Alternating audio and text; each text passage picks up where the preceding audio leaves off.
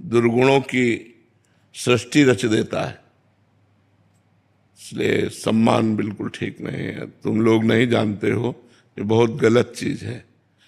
अपमान अच्छी चीज है, जिसे तुम गलत मानते हो।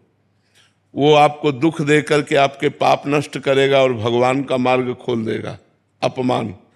सम्मान सुख की सृष्टि रचेगा सांसारिक और दुर्गुणों की वृद्धि करके नरक का रास्ता खोल देगा। सम्मानम कल्याति घोर गरलम नीचापमानम सुधा श्री राधा मुरलीधरो भज सके वृंदावन मात्यज। सबसे प्रेम श्रेष्ठ है, सम्मान श्रेष्ठ नहीं। स्वयं सम्मान रहित होकर दूसरों को आदर देना, सम्मान करना, ये प्रेम सिखाता है। सम्मान ठीक बात नहीं है। हरिओम जी, पलवल से। राधे राधे महाराज जी। श्री हरिवंश महाराज जी, आपके बताए मार्ग पर चलने पर बड़ी शांति का अनुभव हो रहा है। नाम जप के साथ साथ भगवान के द्वारा दी गई सेवाओं को पूर्ण करने के लिए प्रयासरत भी हूँ। प्रभु, अभी एक शंका मन में थोड़ी चुभ रही है कि लाखों संतों साधक भगवत प्राप्ति के लिए साधना करते हैं, उनमें से अति त्यागी होते हैं, कुछ दिन रात सेवा करते हैं। लाखों भगवत प्राप्ति के लिए साधना नहीं करते।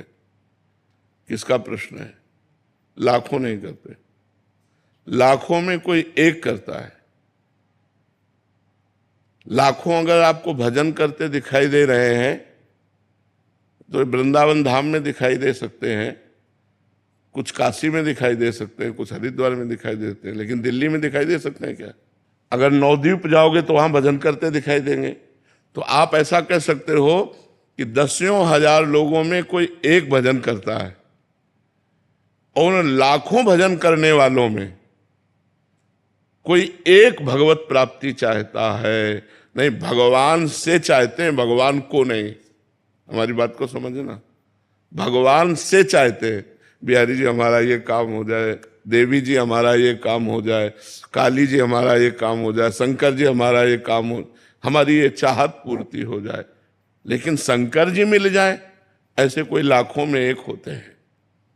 नहीं, भगवान से चाहना होता है, भगवान को चाहना ये तो कोई बिरला ही होता है। क्यों? भगवान से चाहत होती है, भगवान की चाहत नहीं होती। और जिसे भगवान की चाहत हो गई वो कोई बिरला होता है, वो कोई अलौकिक पुरुष होता है। भले वो संसारिक कपड़ों में हो, लेकिन पूर्व जन्म में उसने तपस्या की, उसने भजन किया, तो उसका फल मिला कि उसे भगवान से प्यार हो गया। तो लाखों भगवान से प्यार नहीं करते बच्चा। बिरला कैसे बना? नाम जप, खूब नाम जप करो।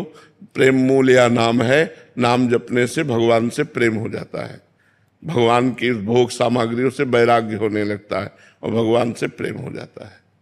शिवानी जी, दिल्ली से। राधे राधे महाराज जी। राधे राधे महाराज जी। महाराज जी, पिछले 9 महीने से एकांतिक वार्तालाप सुन रही हूँ, आपके विचारों पर चलने का प्रयास भी करती हूँ। आप बताते हैं कि मैं परमात्मा का अंश हूँ, अकेली हूँ, मुझे माया के संसार में अपना रोल करना है, पर बार बार मैं ये भूल जाती हूँ। ये विचार कैसे बदली हो कि मैं परमात्मा का अंश हूँ? भजन। बिना भजन के हृदय इतना धैर्यवान और परिपक्व नहीं होगा कि आपको कोई प्यार कर रहा है, उस समय आप अंदर चिंतन कर रहे हो नहीं ये झूठा है, सत्य तो भगवान है, ये प्यार स्वार्थ का खेल है, नहीं यह सत्य है। आप अच्छा पदार्थ पा रहे हो, आप सोच रहे नहीं ये झूठा है, ये स्वादिष्ट नहीं है। स्वाद तो भगवान के नाम में है, सच्चिदानंद भगवान में। ये ज्ञान जब स्फुरित होगा तब होगा, नहीं तो एक एक चीज आसक्ति पैदा कर देती है। अगर आपको टमाटर प्रिय है तो बिना टमाटर की सब्जी अच्छी नहीं लगेगी। छोटी छोटी वस्तुएं अपनी आसक्ति रखती हैं, फिर बड़े बड़े भोग तो बहुत। तो हम हर भोग में असंग रहें, इसकी कला हमें भगवान से मिलेगी और वो भजन करने से होगा। खूब नाम जप करो, खूब भजन करो, तो आपका हृदय परिपक्व होगा। ज्ञान से परिपक्व हृदय संसार से विरक्त हो जाता है। विरक्त का मतलब आसक्ति नहीं, लेकिन क्रियाएं वही सब हो रही, लेकिन उसकी आसक्ति कहीं भी नहीं। सच्चा विरक्त यही है जो बर्ताव करते हुए भी आसक्ति रहित रहे। शुभम जी। श्री हरिवंश। श्री हरिवंश महाराज जी। महाराज जी, आपने कुछ दिन पहले कहा था कि केली कुंज के संत जनों को हम मोही ना बनाकर हमारे जैसा बनाएंगे। ये संत जन तो आपके पास हैं, वो आपकी आज्ञा में रहकर आपके जैसा अर्थात केवल श्री जी के से ही मतलब रखते हैं। पर महाराज जी, हम जैसे संसार में रह रहे हैं उस समय महाराज जी अपने आप आज्ञा का पालन करो, आपको हो जाएगा। देखो, इन्होंने अपनी माँ को छोड़ा, पिता को छोड़ा, अपनी नौकरी छोड़ी, अपने सुख साधन छोड़े, केवल भगवान के लिए। तो अब इनको जो लाभ मिलेगा तो इनके जैसा बनने पर ही तो लाभ मिलेगा। अब आप सोचो, हम पत्नी भी मिल जाए, बेटा भी मिल जाए, बेटी भी मिल जाए, संपत्ति का भी भोग करें और परम पद में भी पहुंच जाए, तो मुझे लगता है कि महाराज जी ऐसा कुछ दिन तो भाव आता है कि नहीं, ऐसा संसार से थोड़ा कुछ अलग, सबसे हटके संसार में रहते हुए, पर महाराज जी वो कुछ समय के लिए होता है, फिर वापस चला जाता है पता नहीं कहाँ। हाँ, नाम जप करो, अभी नाम जप करो, खूब नाम जप करो। नाम जप करते हुए गृहस्थ में रहते हुए भी भगवत प्राप्ति हो जाती है। नाम जप करो खूब, स्थायी कैसे हो जाए? नाम जप करो, नाम जब से नाम सब कुछ हो जाएगा नाम जप से। हम ऐसे नहीं बोलते, बचपन से भगवान के मार्ग में लगे हैं, हम ऐसे नहीं नाम जप बोल रहे हैं, इनको तो कुछ और समझ में नहीं आता, बस नाम जप करो, नाम जप करो। क्योंकि हम करके देखा है, अष्टांग योग, सांख्य योग, भक्ति योग, कर्म योग, इन सब योगों का जहाँ तक भगवान ने ज्ञान दिया उनको करके देखा है। इसके बाद बोल रहे हैं कि राधा राधा जपो, ऐसे थोड़ी बोल रहे हैं कि इनको और कुछ समझ में नहीं आता बस बोल दिए कि राधा राधा जपो। जपो, जप कर देखो, तभी मंगल होगा, बिना भजन के मंगल नहीं। नाम जप में भी महाराज जी कुछ दिन तो आनंद आता है, कुछ दिन आनंद आए या ना आए, हमें जप करना है, हठ पूर्वक करना है। तो आनंद समुद्र में गिर जाओगे, डूब जाओगे। आनंद की तो बात जाने दो, आनंद समुद्र में डूब जाओगे। सुमिर पवन सुत पावन नामू, अपने बस कर राखे रामू। भगवान को अधीन कर लिया नाम जापक ने, तो नाम जप करते रहो चुपचाप। महाराज जी, मन में मूर्त कौन सी बिठाए नाम जप करते समय? नाम की ही। राम जप रहे हो तो राम ही लिखो, राम का ही ध्यान करो तो वहीं राम प्रकट हो जाएंगे। पहले नाम का ध्यान करो। महाराज जी, जैसे नाम जप करते हुए एकांतिक वार्तालाप, जैसे आपका एकांतिक वार्तालाप यूट्यूब पे चला के सुनते रहो, ये दूसरा नंबर बात है, पहला नंबर बात नहीं। पहला नंबर बात है जब नाम जप करो तो नाम सुनो, नाम देखो, नाम में ही डूबो। जब ऐसा मन नहीं कर रहा तो एकांतिक चला लो, फिर नाम जप करते रहो। दूसरे नंबर की बात, पहले नंबर में तो नहीं। प्रशांत जी उड़ीसा से। राधे राधे महाराज जी, दंडवत प्रणाम, हरे कृष्णा। महाराज जी, 10 नाम अपराध से कैसे बचें? हम नहीं चाहते कि नाम अपराध में हम फंसे, बट फिर भी फंस जाते हैं महाराज जी। नहीं, हम नहीं चाहते तो हम कैसे फंसेंगे? हम नहीं चाहते तो कैसे फंसेंगे? पहली बात है कि हमें संतों की निंदा नहीं करनी, नहीं करनी। हम क्यों करें? अगर कोई संत निंदा कर रहा तो राधा राधा राधा, बच गए हम पहले अपराध से।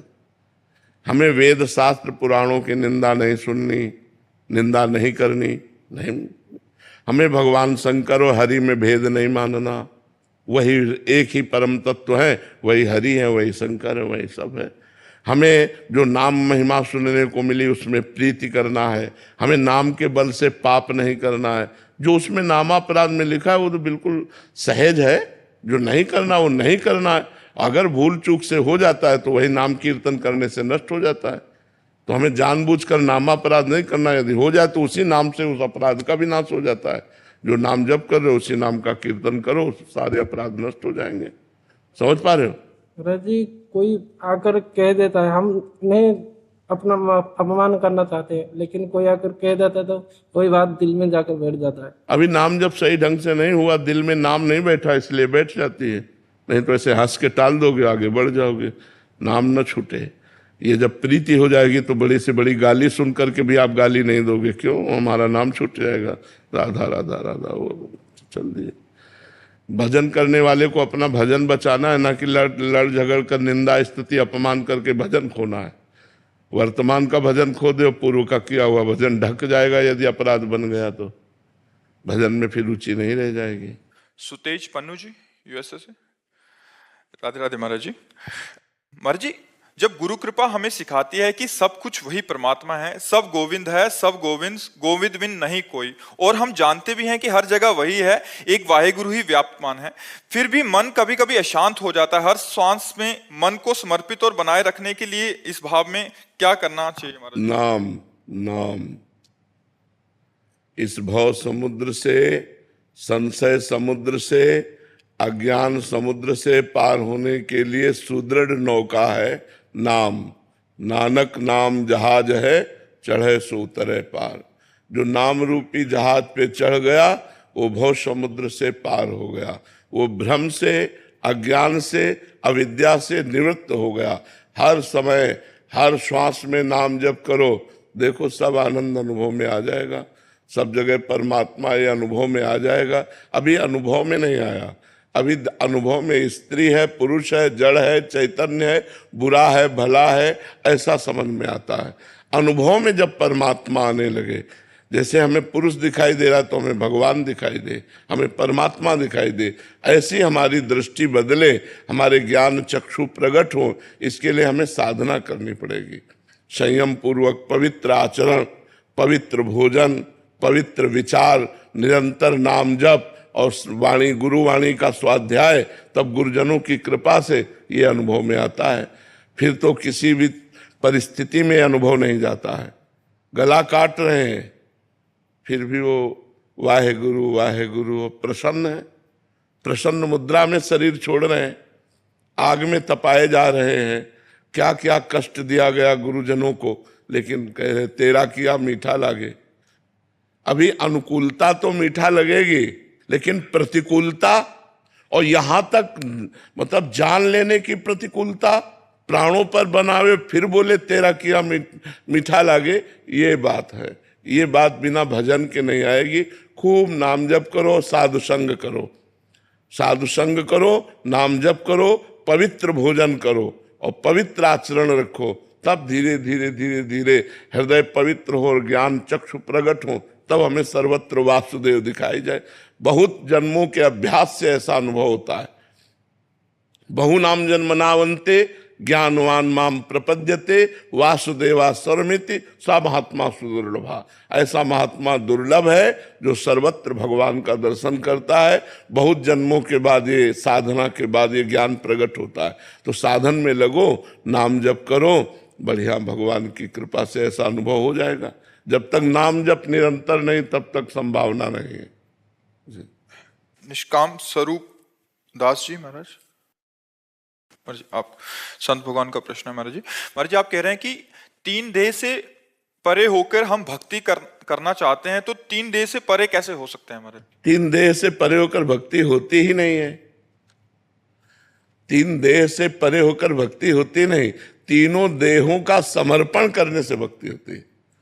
परे शब्द ज्ञान के अंतर्गत है, भक्ति के अंतर्गत नहीं है। तीनों देह को भगवान में समर्पित कर देना है। स्थूल देह को भगवान की सेवा में, गुरु हो या भगवान उनकी परिचर्या में, सूक्ष्म देह को उनके चिंतन में, और स्वभाव भजन कथा सत्संग नाम कीर्तन ये सुनने का तो स्वभाव है कारण देह, और सूक्ष्म शरीर अंतःकरण से समस्त इंद्रियां और स्थूल देह ये तीनों भगवान में समर्पित हो गए तो भक्ति अपने आप से होने लगेगी। जो आपा है, जो आत्मा है, ये अनुभव करेगी भाव के अनुसार। अगर आपका भाव दास्य भाव है, सख्य भाव है, वात्सल्य भाव है, गोपी भाव है, सहचरी भाव है, जो भाव है उसी भाव का आपको अनुभव होने लगेगा कि मैं वही हूं।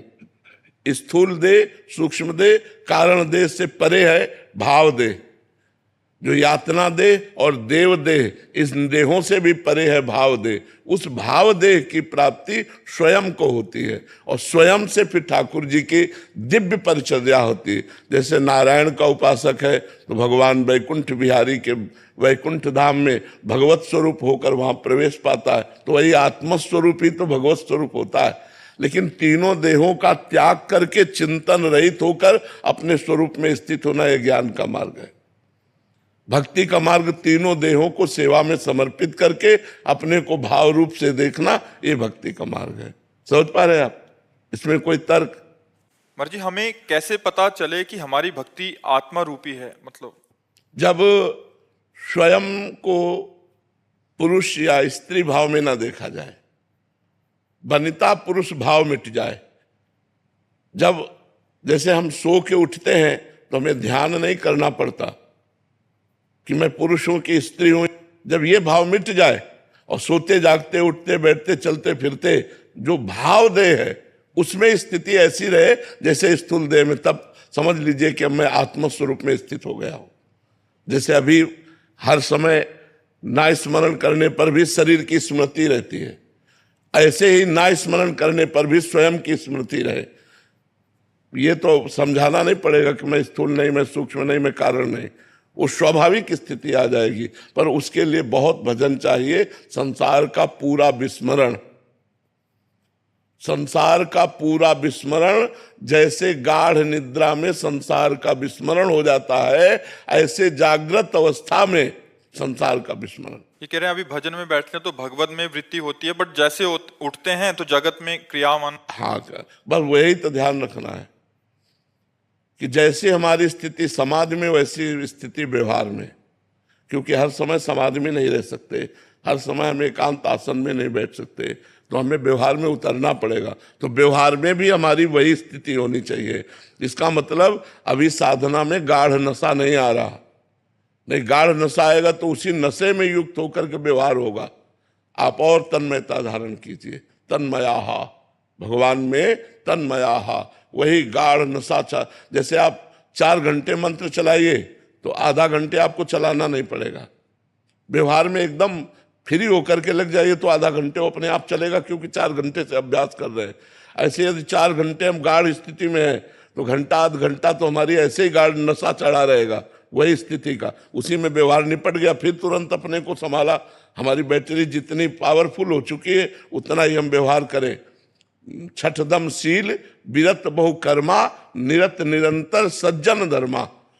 बहुत कर्मों से निवृत्त हो, जो व्यवहार के बाहरी कर्म है ज्यादा उनको ना करे, क्योंकि अगर बहुत कर्म करेगा तो फिर कर्म प्रवृत्ति देहाभिमान को पुष्ट कर देती है। तो इसलिए कर्म भागवतिक, चिंतन भागवतिक, स्वभाव भागवतिक, तो स्थिति भागवतिक। और जब स्थिति आ जाएगी फिर उसको करना नहीं पड़ेगा। स्थिति ऐसे जैसे अभी हमारी स्थिति देहाभिमान में है, देह भाव में है। जितनी देर, कम से कम 1 मिनट अगर हम देह भाव भूलने लगे तो हम बहुत बड़ी स्थिति की तरफ चल रहे हैं। 1 मिनट जागृत में 1 मिनट 60 सेकंड अगर हम शरीर को भूल गए, जैसे निद्रा में भूल गए। निद्रा में स्मृति थोड़ी रहती कि हमारा स्थूल शरीर भी है। जैसे निद्रा में स्थूल शरीर का विस्मरण हो जाता है, ऐसे जागृत अवस्था में 1 मिनट का अगर विस्मरण हो गया तो हम काफी चढ़ाई चढ़ने लगे। पर अभी ऐसा नहीं है। कब होगा ये? खूब भजन करो, भजन से ही होगा। खूब भजन से भजन करते रहो। अब अपने को स्थिति की चिंता नहीं करनी, भजन की चिंता करनी कि हमारा 1 भी मिनट भजन से खाली ना जाए, बस। फिर आगे परिणाम तो अपने आप आ जाएगा। हमारा भजन न छूटने पावे, हमारा चिंतन न छूटने पावे। अनन्य चेता सततम यो माम स्मृति नित्य सा, तस्याहम सुलभा पार्थ नित्य युक्त से योगिना। मैं उसके लिए सुलभ हो जाता हूं। जब भगवान सुलभ हो जाते हैं तो भागवती हर स्थिति सुलभ हो जाती है। तो आप लगो भगवान में खूब नाम। आपने एक प्रवचन में कहा था सर्वेषु साधन वरेषु चिरम निराशा, इसका भाव है कि अगर हम साधन का बल रखेंगे तो स्थूल और सूक्ष्म में अर्जे रहेंगे। साधन का भी बल नहीं रखना। साधन हो रहा है गुरु कृपा से, भगवान की कृपा से, लेकिन हमको इसका बल नहीं रखना। जैसे आज हमारे हाथ काम कर रहे हैं, हम सेवा कर रहे हैं, कल हमारे हाथ काम ना करें, पैर पैरालिस हो जाए या टूट जाए, फिर हम तो निराश हो गए कि अब हमारी भगवत प्राप्ति नहीं, हमें हाथ से भगवत प्राप्ति नहीं करनी। हमारी जबान खराब हो जाए, हमारा बोलना बंद हो जाए, हमारी स्मृति चली जाए, ये सब साधन के अंतर्गत है। जो मैं से शरणागत हुआ उसको भगवत प्राप्ति हो जाएगी। मैं में कभी कोई विकार नहीं होता। जो मैं शुद्ध ब्रह्म तत्व है, आत्म तत्व, उसमें कभी विकार नहीं होता, और उसी को भगवान में समर्पित कर दिया। सोहम तवे वास्थिता, तो सर्वेषु साधन वरेषु चिरम निराशा। हम इनसे आशा नहीं रखते कि ऐसी स्थिति होगी, भगवान की कृपा से होगी। पर भगवान की कृपा से जब तक शरीर स्वस्थ है, यावत स्वस्थ मिदम कलेवरम यावच्च दूरे जरा, तब तक हम साधन पक्ष में लगे हुए हैं। लेकिन परिणाम कृपा से, परिणाम कृपा से और साधन पक्ष में लगाए हुए हैं। भगवान की कृपा से साधन बन रहा है, जो वो उनकी कृपा से बन रहा है, और हमें भगवत प्राप्ति होगी उनकी कृपा से होगी। तो अहंकार नहीं बीच में आएगा। सर्वेषु साधन वरेषु चिरम निराशा, अहंकार बीच में नहीं। अगर आशा साधन से है तो आप परिक्रमा देते, आपका पैर टूट गया तो अब विचार कीजिए, ये नाशवान शरीर है, इस पर हम आशा रखें सच्चिदानंद की प्राप्ति के लिए तो बहुत ही नादानी होगी, क्योंकि ये कभी भी कुछ भी अंग भंग हो सकता है। हमारी साधना अगर इसी के आश्रित है तो भंग हो जाएगी, फिर हम क्या करेंगे? तो हम स्वयं सोहम तवैवास्थिता। अगर हमारा शरीर ठीक है, वाणी ठीक है, तो हम तनुवांग मनोभिर अमलय, शरीर से, मन से, वाणी से हम आपकी आराधना कर रहे हैं, साधना कर रहे हैं, और अगर ये सब गए तो मैं आपका हूं। इससे भगवत प्राप्ति हो जाएगी, आश्रय से, आत्मसमर्पण से। जो 8 भक्ति है ये साधन है, जो 9वीं भक्ति है ये साध्य है। श्रवणम, कीर्तनम, स्मरणम, विष्णुपाद सेवनम, अर्चनम, बंदनम, दास्य, साख्य और आत्मनिवेदनम। ये जो आत्मनिवेदन है ये सर्वेषु साधन वरिष्ठ चिरम निराशा, मैं आपका हूं, इससे अनुभूति होती है। समझ पा रहे हैं आप? भारत जी मैनपुरी से।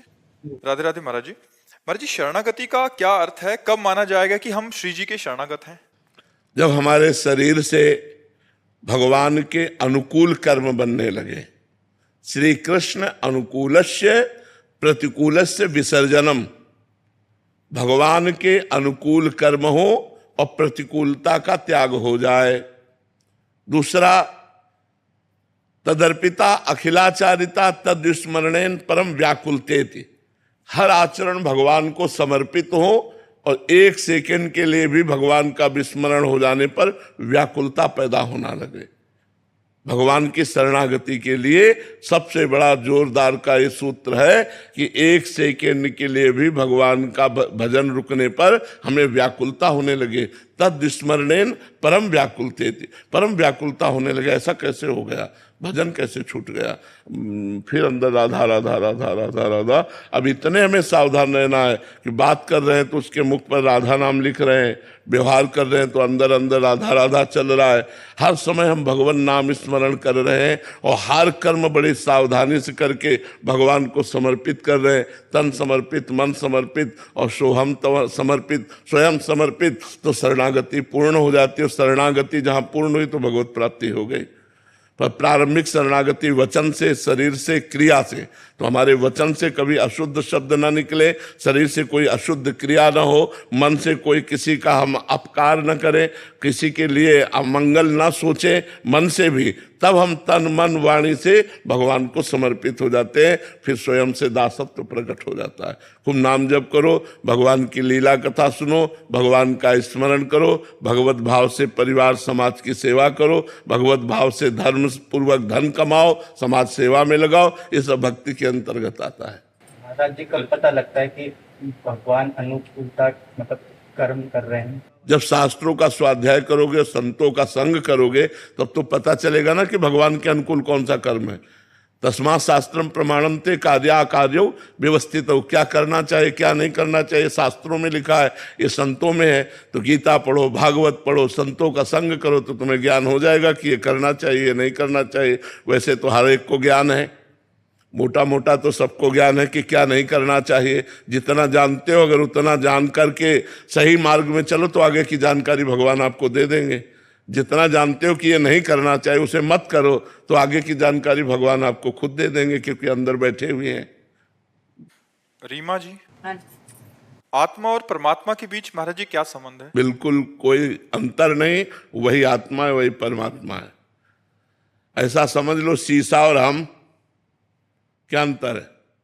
शीशा में जो हम दिखाई दे रहे और हम, क्या अंतर है?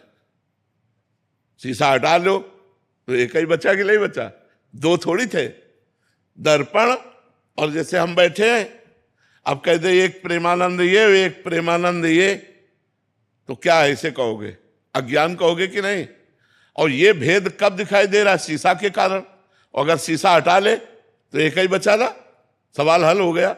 अगर एक बचा तो सवाल हल हो गया। वो एको ब्रह्म द्वितीयो नास्ति। तो दूसरा जो दर्पण है वो है दूसरा प्रतीत कराने वाला। अगर दर्पण ना हो तो एक ही था, एक ही है, एक ही रहेगा। तो ये माया रूपी दर्पण अनेकता का भास करा रही है। माया रूपी दर्पण हटा कि एको ब्रह्म द्वितीयो नास्ति, दूसरा कोई है ही नहीं। समझ पा रहे?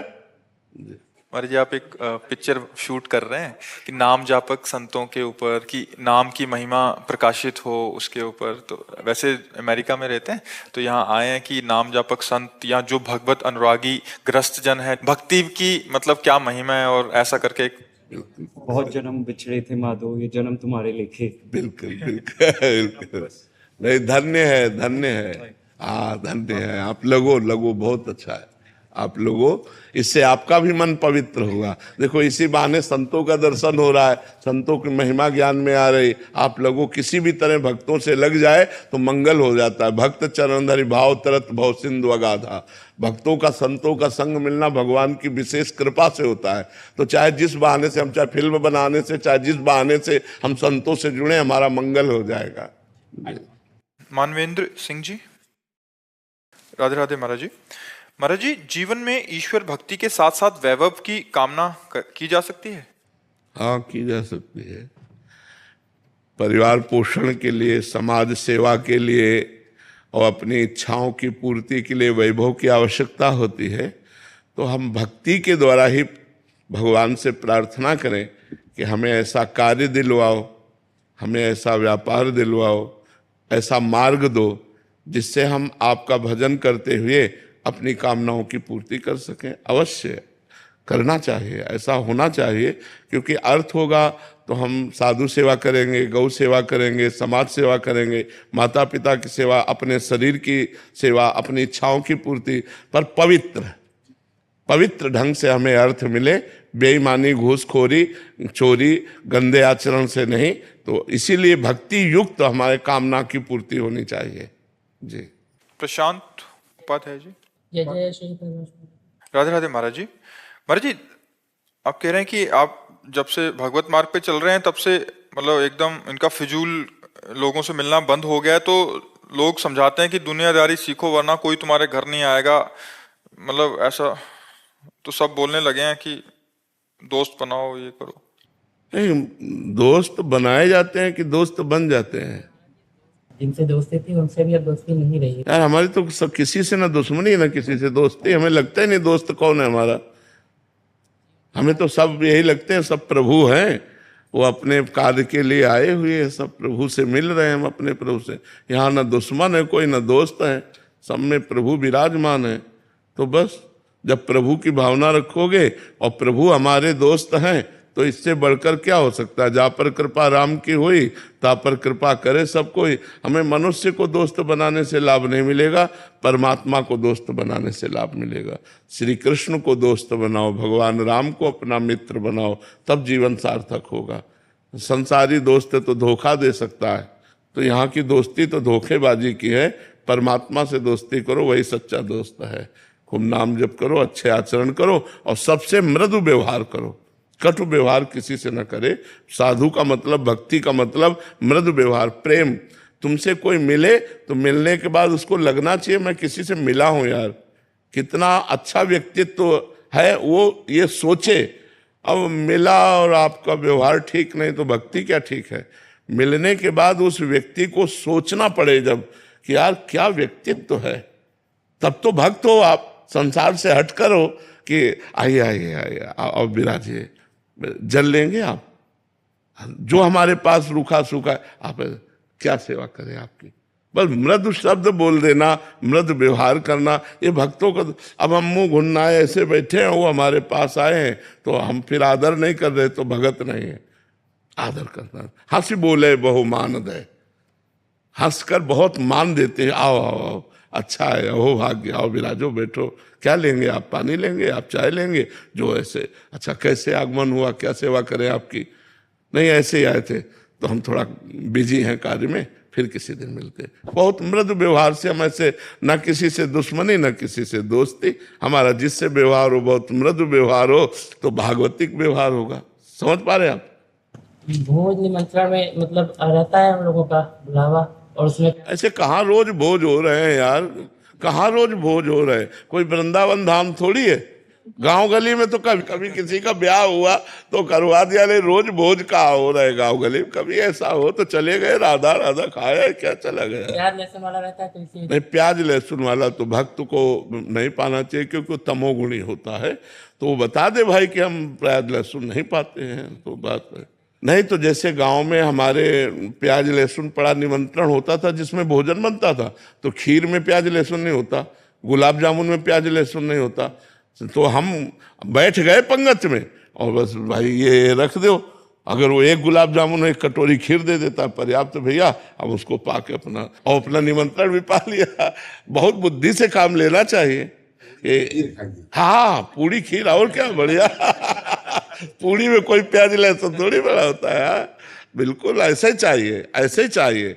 मान लो हम टेबल में बैठे हैं, अब होटल वाले का है दोनों चीज परोस, तो हम अपने टेबल में रोटी दाल खा रहे हैं, वो यहाँ मांस खा रहा है, हमें कोई परेशानी नहीं। भैया तुम्हारा भोजन, हमारा भोजन, हमको अपने काम से मतलब, राधा राधा राधा। हम पृथ्वी थोड़ी बांट लेंगे, ऐसे मेज नहीं बांट लेंगे। हमारे सामने आ गए, हम अपना पा रहे, राधा राधा राधा, तुम जो पा रहे हो हम देख ही नहीं रहे, समझ ही नहीं रहे।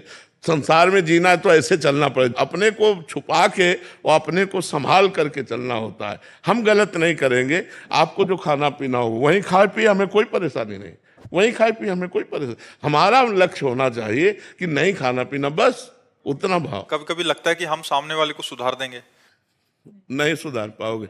अगर वो सुधरना चाहता है तो सुधर सकता है, अगर सुधरना ना चाहे तो भगवान भी नहीं सुधार पाए, दुर्योधन को कहाँ सुधार पाए। समझा तो रहे थे, समझ पाए, बोले 5 गांव दे दे, बोले सुई की नोक बल नहीं देंगे, बोले अब मरोगे फिर। बोले देख लेंगे, युद्ध होगा, और महाभारत युद्ध हुआ। भगवान ने कहा कि भाई तुम्हारी शर्त थी 12 वर्ष का वनवास और 1 वर्ष का अज्ञातवास, ये पूरा होने के बाद आप पूरा राज्य दे देंगे, अब आप राज्य दे दो। तो बोले नहीं देंगे, बोले आधा राज्य दे दो, इंद्रप्रस्थ में राजा बन जाएंगे युधिष्ठिर, और हस्तिनापुर में आप हो जाओ। बोले नहीं देंगे, बोले आखिरी बात 5 गांव दे दो, बोले सुई की नोक भर भी नहीं देंगे। भगवान समझा पाए उसको। अगर नहीं समझना चाहता सामने वाला तो भगवान जगत गुरु श्री कृष्ण नहीं समझा पाए, हम तुम तो उनके अंश हैं, हम कैसे समझा पाएंगे। महाराज जी वही उनको हम समझा नहीं पा रहे, बट कोई हमें समझाना चाहे तो हम जल्दी फिसल जाते हैं महाराज जी। कोई बोल दे पंडित जी है तो मतलब हमें लग जाता है, हम उसकी निष्ठा जोरदार है। हाँ, असत की निष्ठा जोरदार, ठीक बात है। मतलब हम नहीं सुधरेंगे, तुम जो करना पिएंगे तो पिएंगे, बट हम तिलक लगाएं तो फिर हम डर जाते हैं, नहीं भोजन के लिए डर, डर अपनी जाते हैं। जब हमको भगवत मार्ग कृपा से मिल गया तो हमको छोड़ना नहीं है, उसे पकड़े रहना, धीरे धीरे निकल जाएंगे। राधे राधे महाराज जी मुझे गुस्सा बहुत आता है। उस स्थिति में सामने वाले को उल्टा सीधा कह देती है। कुछ समय पहले पति के गलत व्यवहार से क्रोधित होकर मैंने नहीं, उसे बोल दिया। गुस्सा किसी का भी मंगल नहीं करता, ना अपना मंगल करता है ना दूसरे का मंगल करता है। गुस्सा में अपनी भी हानि होती है, हृदय जलता है, और क्रोध से गलत शब्द निकल जाए तो सामने वाले का हृदय जलता है। हमें लगता है जिस समय गुस्सा आवे उस समय मौन रहना चाहिए, दोनों दांत ऊपर नीचे के कस के दबा के बोलना नहीं, अगर बोले तो गड़बड़ हो जाएगा, नहीं बोलना, और वहां से हट जाए। नहीं तो गलत शब्द, चुभने वाले शब्द और मारपीट, ये सब गुस्सा में हो जाता है। तो हमें लगता है गुस्सा ना करे तो ज्यादा अच्छा है। पति को कह दिया तुम भोगोगे, अगर राम नाम सत्य है तो तुम पक्का भोगोगे। तो मतलब तब से भजन भी रुक गया और डर भी हो गया पति के प्रति की कुछ ना हो जाए इनको। हाँ, नहीं ऐसा नहीं कहना चाहिए, क्योंकि तुम्हारे राम तुम्हारे पति हैं। पहले तुम ही गलत हो, अपने राम को गलत साबित कर रहे हो। पति मेरे लिए भगवान होना चाहिए, पत्नी मेरे लिए अर्धांग होना चाहिए, तभी गृहस्थी चलती है। अब पति को अगर तुम भगवत भाव से नहीं देखोगे या पत्नी को आप अर्धांग भाव से नहीं देखोगे तो फिर परस्पर बैर हो जाएगा, फिर ठीक नहीं रहेगा, फिर कलह अशांति लड़ाई झगड़ा, वो गृहस्थी नरक बन जाती है। जहाँ पति पत्नी में लड़ाई होता है ना, वो गृहस्थी नरक बन जाती है, वहाँ लक्ष्मी टिकती नहीं है। इसलिए हमें चाहिए दोनों को सही ढंग से चलना चाहिए, भगवत भाव रखकर चलना चाहिए। जब गुस्सा आवे तो चुप हो जाना चाहिए, गलत नहीं बोलना चाहिए। महाराज जी मैं ऐसे कुछ गलत नहीं करती, वो छोटी छोटी चीजों में मतलब कभी कभी ऐसा होता है कि बहुत ऐसा नाराज हो जाते हैं। छोटी छोटी बातों में सहन करना सीखे। छोटी छोटी बातें ही बड़ा रूप ले लेती हैं, छोटी छोटी बातों में ही बड़ा उपद्रव होने लगता है। हम उसे छोटा ना समझे, चिंगारी को छोटा ना समझे। अगर फूस मिल गई तो वो ज्वाला बनने में देर नहीं लगेगी। क्रोध रूपी चिंगारी बहुत बड़ा अहित कर सकती है, इसलिए हमें क्रोध रूपी अग्नि को शांत रखना है। नाम जप करो, जब क्रोध आवे दांती पीस लो कि मुझे मौन रहना, बोलना नहीं है, हट जाओ वहां से, जो उपाय आपको करना हो करो, पर क्रोध ना करो, क्रोध करने से हानि है। जी लगता है कब तक सहें, मतलब गलत नहीं है तो फिर भी बार बार नाम जप करोगी तो ये भी बात खत्म हो जाएगी, कब तक सहो। हंस के, उनका स्वभाव ऐसा है, उनका स्वभाव ऐसा है, भगवान ने उनको स्वभाव ऐसा दिया है, ऐसी भावना करके शांत हो जाना चाहिए। हम सत्संग सुनते हैं, हम भजन करते हैं तो हमको शांत हो जाना चाहिए। वो सत्संग नहीं सुनते, भजन नहीं करते तो उनका ऐसा स्वभाव है, ऐसे चलना चाहिए। बहुत प्यार भरा जीवन व्यतीत करना चाहिए। महाराज जी, आप सिंगर हैं और भोले बाबा के और सभी भजन ही वो करते हैं महाराज जी। हाँ, लाओ दुपट्टा पहना दो, इसी का दुपट्टा पहना दो। राधे राधे राधे बोल मना, तन का क्या पता। राधे राधे राधे बोल मना, तन का क्या पता। राधे राधे राधे बोल मना, तन का क्या पता। बरसाने की लाडली राधा, हर लेती है सब दुख बाधा। राधा के संग झूमे कान्हा, कान्हा के संग झूमी सखियां। ये अंबर बोले राधा, ब्रजमंडल बोले राधा। कान्हा की मुरली बोले राधा, राधा राधा बस राधा। बहुत सुंदर, बहुत सुंदर। राधे राधे। धन्यवाद, धन्यवाद, धन्यवाद। तेजेश गुप्ता जी, महाराज जी इनका प्रश्न भी इसी से रिलेटेड है कि सत्य और असत्य दोनों ईश्वर है, तो फिर हम केवल सत्य का पालन ही क्यों करें? पहले असत्य का त्याग करो, तब सत्य में स्थित होकर के तब जान पाओगे कि न सत्य है न असत्य, केवल ईश्वर है। पहले सत्य का पालन करो। ब्रह्म सत्यम जगन मिथ्या, पहले जगत को मिथ्या मानो। सूत्र है, अन्वय और व्यतिरेक दो पद्धतियां हैं। सवाल हल करना है तो पद्धति से सवाल हल होगा, जो गणित का सूत्र है उसी से तो हल होगा। तो ऐसे ही अगर बहुत समुद्र में हम फंस गए हैं, अज्ञान में फंस गए हैं, तो इससे निवृत्त होने के लिए हमें दो पार्ट रखने पड़ेंगे, एक असत गंदा पार्ट, एक सत अच्छा पार्ट। तो हम पहले गंदे का त्याग करें और अच्छे को स्वीकार करें, और जब अच्छे को स्वीकार करते हुए हम चरम सीमा पे पहुंच जाएंगे और वहां से देखेंगे तो सब एक ही था। सर्वम खलमिदम ब्रह्म ने नानास्ति किंचन, सब परम सत्य परमात्मा था, कुछ असत था ही नहीं, कुछ असत था ही नहीं। तब वो अनुभव कर पाता है। तो पहले हमें सिद्धांत में समझना पड़ेगा, उमा कहो में अनुभव अपना, सत हरि भजन जगत सब सपना। जैसे सपना झूठा ऐसे जगत झूठा। किसका प्रश्न है, समझ पा रहे हो आप? अगर अभी लगा दिया ये सूत्र तो पाप पुण्य, महाराज जी अगर पहले ही सूत्र लगा दिया लगेगा ही नहीं भैया। सवाल है, सवाल है, सवाल तो हल होने के बाद शेष बचता है ना। शेष पे तो पहुंचो, ऐसे थोड़ी शेष लिख दोगे। सवाल पहले हल करो तब उसका शेष आएगा। बट सुना के हो गया कि सत्य और असत्य दोनों तो ईश्वर ही हैं, तो असत्य का पालन तो फिर नरक भी ईश्वर है, रोग भी ईश्वर है है नहीं? तो उस रूप में ईश्वर मिलेगा तो फिर भोगो ईश्वर को। रोग भी ईश्वर है, अपमान भी ईश्वर है, विपत्ति भी ईश्वर है। तो क्या आप इस ईश्वर को स्वीकार करना चाहते हो? है नहीं स्वीकार करना चाहते तो सत्य वाले ईश्वर को स्वीकार करो। नहीं, जेल से लेकर नरक तक, लाठी डंडा रोग विपत्ति सब ईश्वर है। हमारी बात मानो ना। तो अगर इस ईश्वर को नहीं स्वीकार करना चाहते तो असत ईश्वर को छोड़िए, अभी सत्य में आइए। और सत्य से जब वहां पहुंच जाओगे, जब तुम अपने स्वरूप को जान जाओगे, तो असत क्रियाएं होंगी ही नहीं, असत की सत्ता ही नहीं है। ना सतो विद्यते भावो, ना भाव विद्यते सता। सत्य का कभी अभाव नहीं, असत है ही नहीं। जैसे हमने दूर पड़ा रस्सी देखा, अब हमें भ्रम हो गया सर्प है, अब हमें कौन बचावे? तब तक हम भयभीत रहेंगे जब तक हम उसके नजदीक न पहुंच जाए या टॉर्च के द्वारा हम पक्का देख न ले। टॉर्च के द्वारा पक्का प्रकाश मारा और अरे यार ये तो रस्सी है, सारा भ्रम खत्म हो गया ना। तो टॉर्च का प्रकाश है ज्ञान, नजदीक पहुंचना है भक्ति, उपासना, उपासन।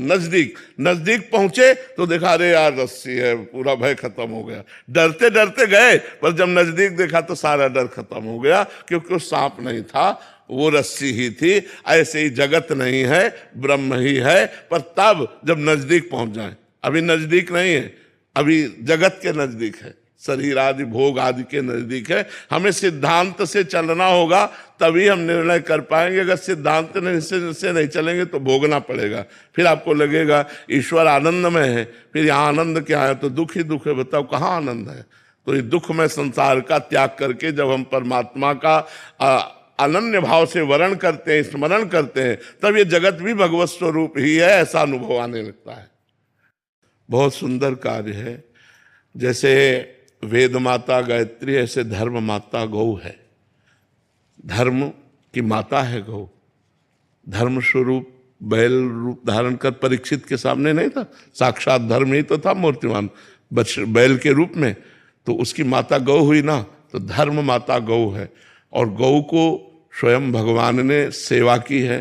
स्वयं भगवान श्री कृष्ण चराने जाते थे, गौ की पूंछ से झड़वाया गया लालजू को, गौमूत्र से स्नान कराया गया लालजू को, गौ के गोबर का लेप किया गया बाल गोपाल जी को, गौ की चरण रज लेकर, खुर रज लेकर भगवान के, और भगवान की तो शोभा ही देती थी जब गौ चरा करके आते थे। तो अहो भाग्य है जो लोग गौओं की सेवा कर रहे हैं, वो साक्षात धर्म की सेवा कर रहे हैं। और इससे जगत मंगल होगा, अपना मंगल तो होगा भी, जगत मंगल होगा। आप जरूर कीजिए, बहुत अहो भाग्य है।